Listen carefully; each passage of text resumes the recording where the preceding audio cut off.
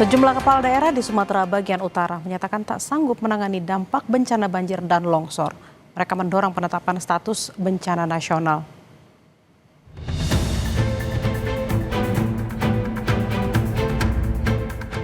Wilayah Sumatera dilanda bencana banjir dan longsor.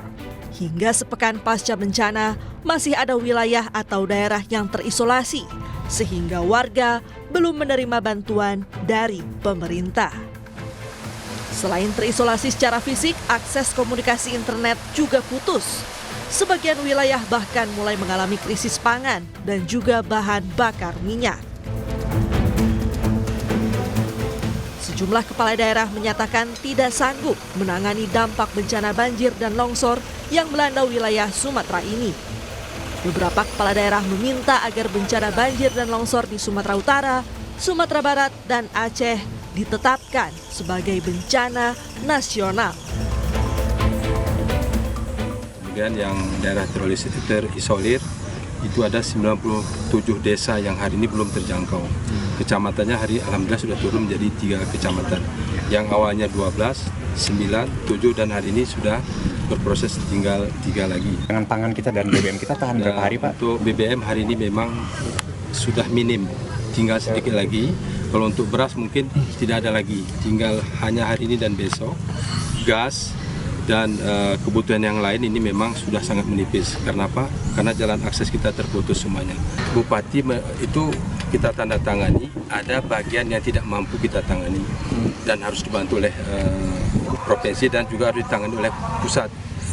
Pengertian surat itu seperti itu, sehingga nanti ada kolaborasi bahwa bencana ini menjadi bencana nasional. Sudah 3 hari yang lalu menandatangani surat tidak sanggup dari segi anggaran menangani banjir ini, Bu. Saya sudah sudah tanda tangani.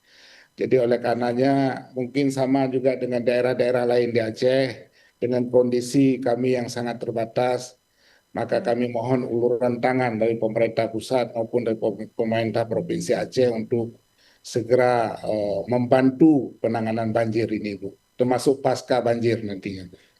Kalau menurut kami bermohon kepada Bapak Presiden supaya bencana besar ini dapat ditetapkan sebagai status bencana nasional. Itu memang benar barangkali apa yang disampaikan oleh Bapak dari BNPB, tapi khusus untuk Kabupaten Nagan Raya sampai saat ini itu belum ada bantuan dari pemerintah pusat yang kami terima, Pak.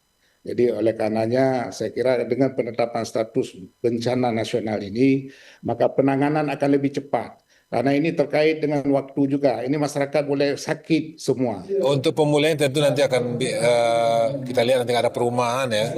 Nanti ada perumahan, kemudian ada infrastruktur, kemudian juga ada areal pertanian. Ya, tentu ini butuh waktu yang cukup panjang. Nanti belum ini akan menjadi pembicaraan kita nanti, termasuk juga nanti dukungan anggaran. Karena dengan efisiensi ya yang terjadi 2026 ya, nah tentu ini akan ada hambatan-hambatan tentunya. Itu bagaimana mendorong bencana ini bencana nasional. BNPB menjelaskan penetapan status bencana nasional dilakukan berjenjang. Bila sampai pemerintah provinsi sudah tidak sanggup menangani bencana, baru akan dikaji penetapan status bencana nasional. Penetapan status bencana nasional itu adalah sebetulnya kita bicara tentang sumber daya. Ketika level pertama, level kabupaten kota sudah tidak mampu, mereka akan bicara dan dinaikkan ke level provinsi.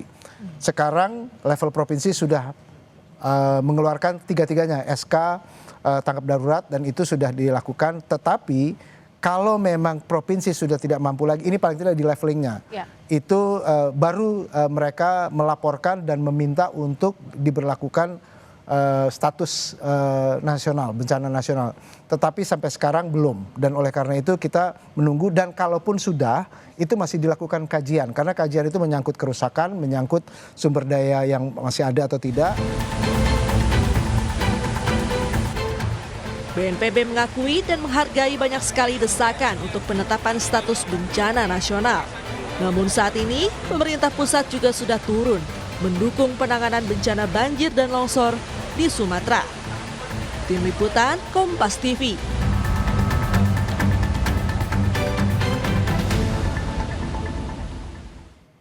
Saudara Dewan Perwakilan Daerah atau DPD melalui ketuanya, Sultan Bahtiar Najamuddin mendorong pemerintah pusat menaikkan status bencana banjir bandang dan longsor di 3 provinsi Pulau Sumatera sebagai bencana nasional. Sultan bilang jumlah korban yang terus bertambah jadi salah satu indikator. Menurut pantauan senator di Aceh, Sumatera Utara, dan Sumatera Barat, faktor lainnya terkait banyak infrastruktur yang rusak dan akses yang terputus sehingga distribusi bantuan ke warga terhambat. DPD mengingatkan setiap kebijakan yang diambil harus tetap mempertimbangkan aspek ekologi berkelanjutan agar peristiwa serupa tidak terulang.